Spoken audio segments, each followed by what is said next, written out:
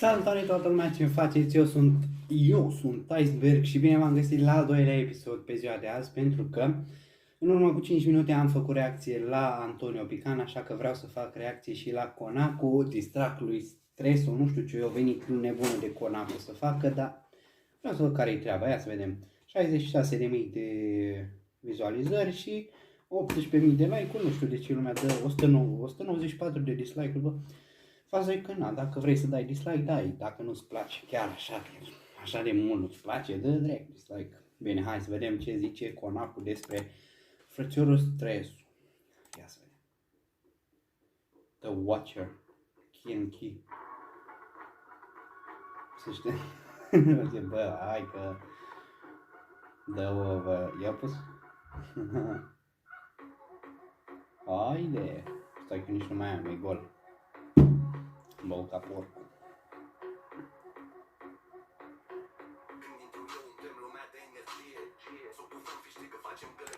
Vezi că e nebun Conacu, vezi că știe Conacu ce zice aici. Ia ascultă-l.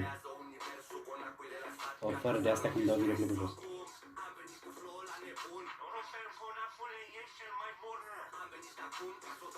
Păi stai un pic. Dacă el cântă despre el, dar unde-i distrecul lui Stresul, adică stai, n-a zis nimic de Stresul în afară că se șterge cu hârtia aia. Pokémon, că el, stai bă nebune. Pokémon, că Stresul într-un live era îmbrăcat în Pokémon, ia stai.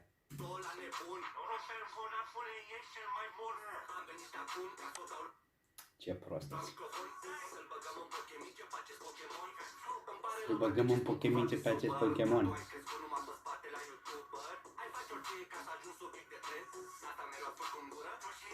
Ce-o luat în gură?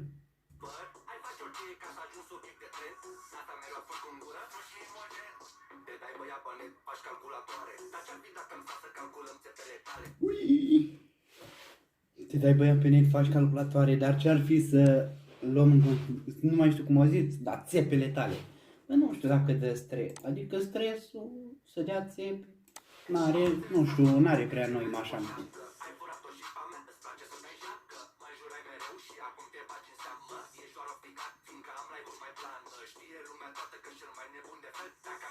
Știm. Ce avea? Dar ce-i băgați?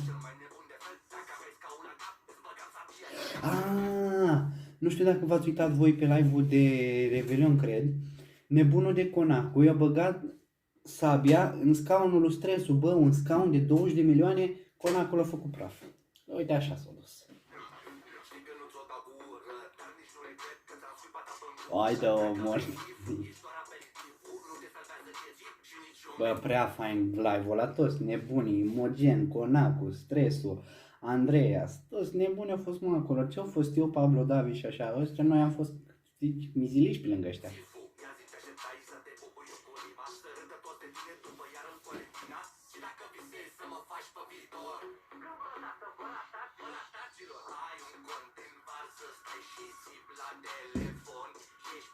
Nu l-am auzit pe Stresul să facă farse și să țipe la telefon, adică nu știu. Nu știu, dar dacă zice Conacu așa, Conacu-i sfânt.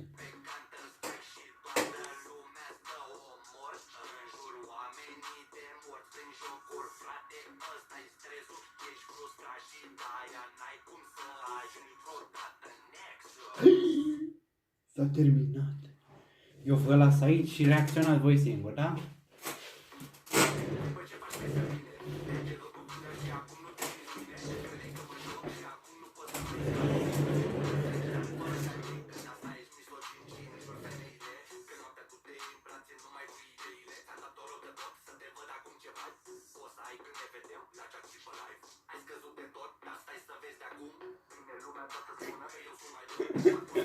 Băi, ia-i, mă.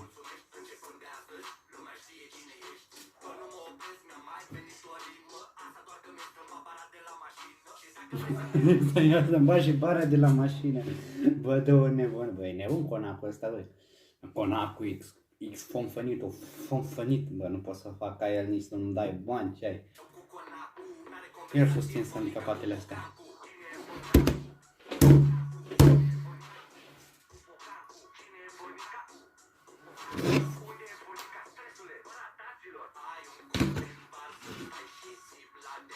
telefon.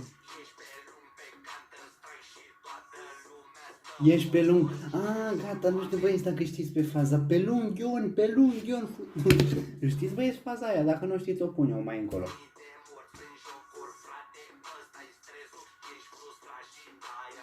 Bă, da, oameni. Vai, și s-a terminat, băieți. S-a terminat cariera lui Stres. Bine, mă rog, vorba vine că s-a terminat cariera, că na. E un distrec între prieteni, cum mi-aș da eu distrec eu cu Pablo, știi, sau eu cu Ștefan, sau eu cu Alessio, cum mi-aș da distrec.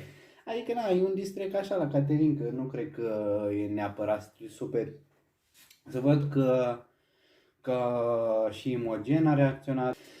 Ei bine, băieți, dacă v-a plăcut episodul, nu uitați să apăsați butonul de like pentru că e al doilea episod care îl filmez și cred că o să-l postez tot azi. Mâine de ziua îndrăgostiților vă așteaptă ceva super tare dacă o să am timp să-l mai filmez azi.